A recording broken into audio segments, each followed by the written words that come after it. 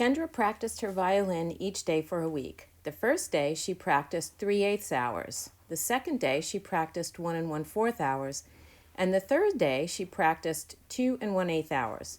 If she increased the time she practiced each day by the same amount, how much time did she practice the fifth day?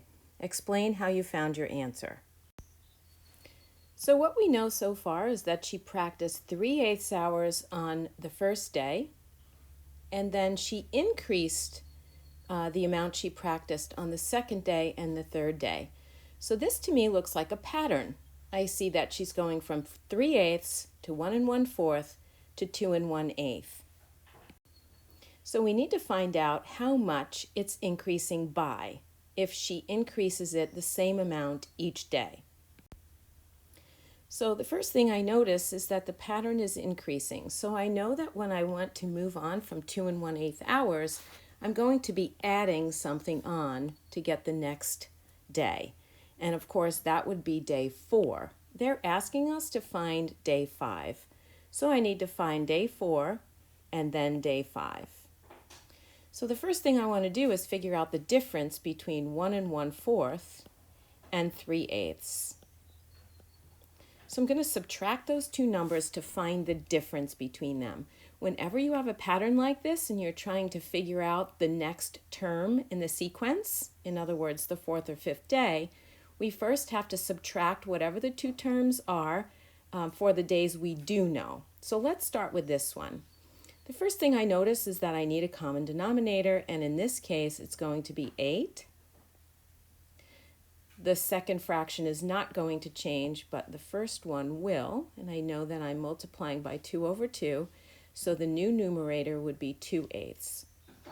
I quickly notice that I can't take 3/8 away from 2/8, so I'm going to have to do some borrowing.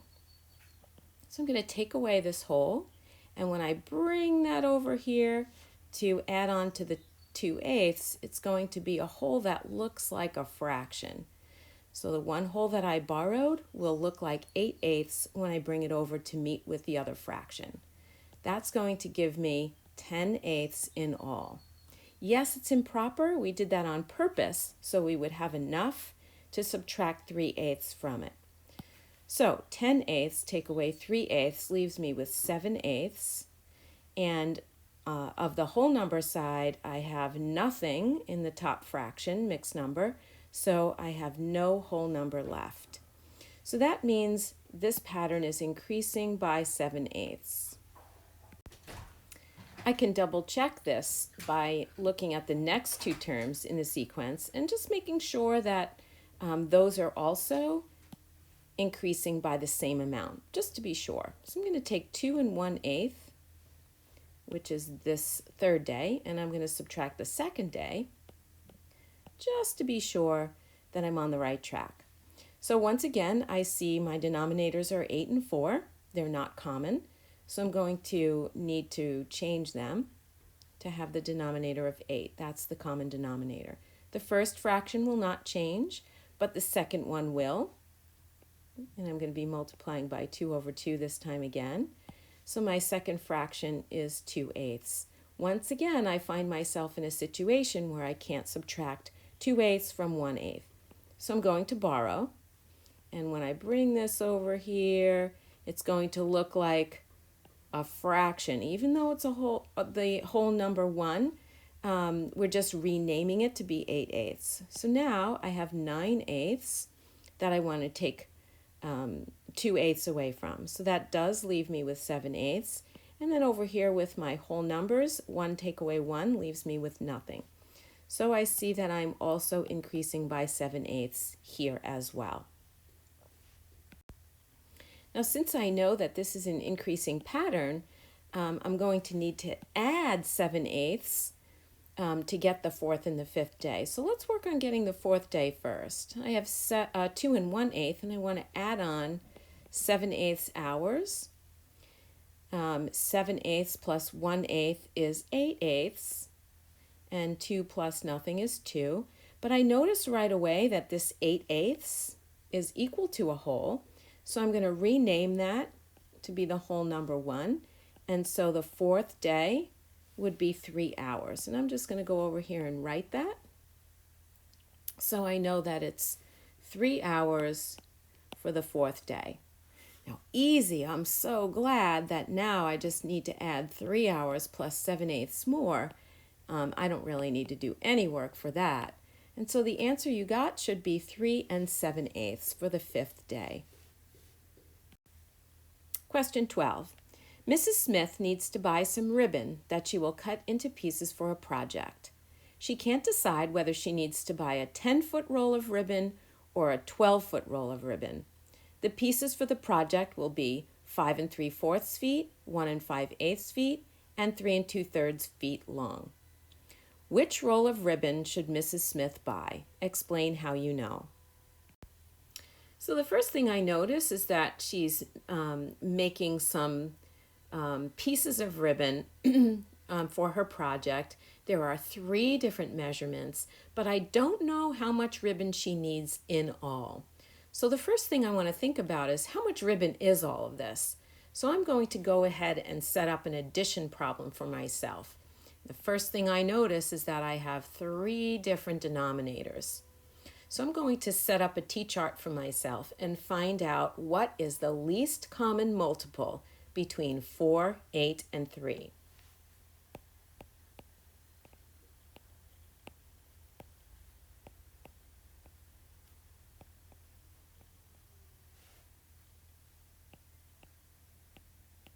Okay, I'm going to stop right here and move on to the next one to see if something comes up in common. Okay, I see 16 in both of those lists. Let me move on to 3 and see how I do on that side.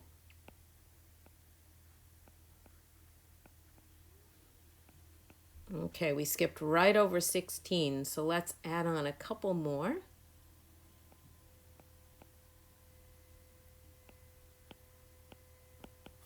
Oh, there it is. My common denominator would be 24. That is the first number that shows up in all 3 lists.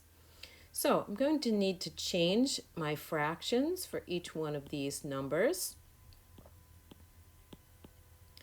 When I add them together, I can make a vertical list of my fractions, knowing that I'm going to change all of them to have the same denominator of 24. So now I'm looking for that pattern. 4 times what gives me 24? And you can come right back over to your list of multiples here to check and make sure that you're multiplying by the right number just by counting how many multiples you listed. So it would be 4 times 6, that gives me 24. And 6 times 3 would be 18. And for 8, it would be 8 times 3 to give me 24. So once again, I want that fraction to equal a whole, 3/3. 5 times 3 equals 15. And then 3 times 8 gives me 24. And I'm going to want that to be a fraction that equals a whole, so that's 8/8. 8 times 2 is 16. Now I just need to add those 3 numerators together. So that would give me 49/24. And my whole numbers would be 9. Now I notice right away that this fraction is improper. That means it's greater than a whole. So I want to take out a fraction that equals a whole. So that would be 1 whole. And I'm going to add that on over here. When I take 24 away from 49, I'm left with 25/24.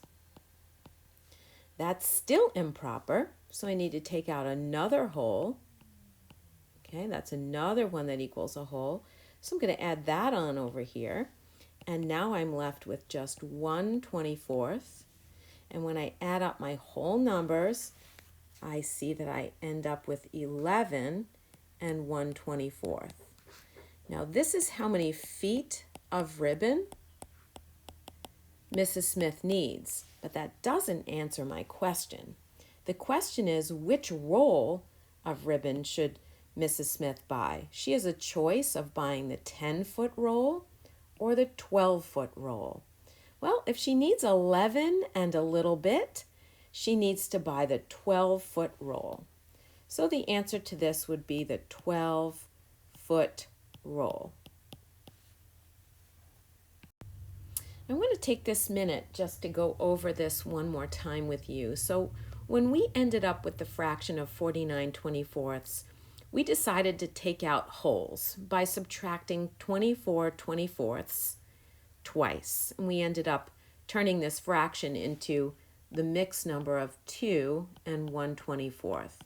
I just want to show you that there is an easier way to do this, and that's by dividing 49 parts into groups of 24, because every time we get a group of 24, it equals a whole. So how many times can 24 go into 49? That would be 2 times. If you weren't sure about that, you could have gone off to the side and just double checked. 2 times 4 is 8, 2 times 2 is 4. So that would give me 48. I would be left with a remainder of 1, and that remainder becomes my fraction. And so by using division, I end up with the same answer I got when I subtracted out wholes. Okay, and for part B, Mrs. Smith needs to go back to the store for more ribbon. She needs to cut 3 more pieces of ribbon the same size as before. She also needs to cut an extra piece that is 3 feet long. Mrs. Smith thinks she needs a 14-foot roll of ribbon for this. Do you agree or disagree? Support your answer using information from the problem. Well, if she's going back to the store to get more ribbon so that she can cut 3 more pieces the same size as before, we already know from part A that she needs 11 and 1/24 feet of ribbon for the 3 pieces in part A. So 3 pieces the same size as before would be this much. She also wants to cut an extra piece that is 3 feet long. So we would need to add on the 3 extra feet, and that would give us 14 and 1/24. So would a 14-foot roll of ribbon be good for what she needs? Do you agree or disagree? Well, I disagree. I hope you do too. A 14-foot roll is not going to help her if she needs 14 and 1/24 feet of ribbon. It just wouldn't be enough. That concludes your video for your study guide.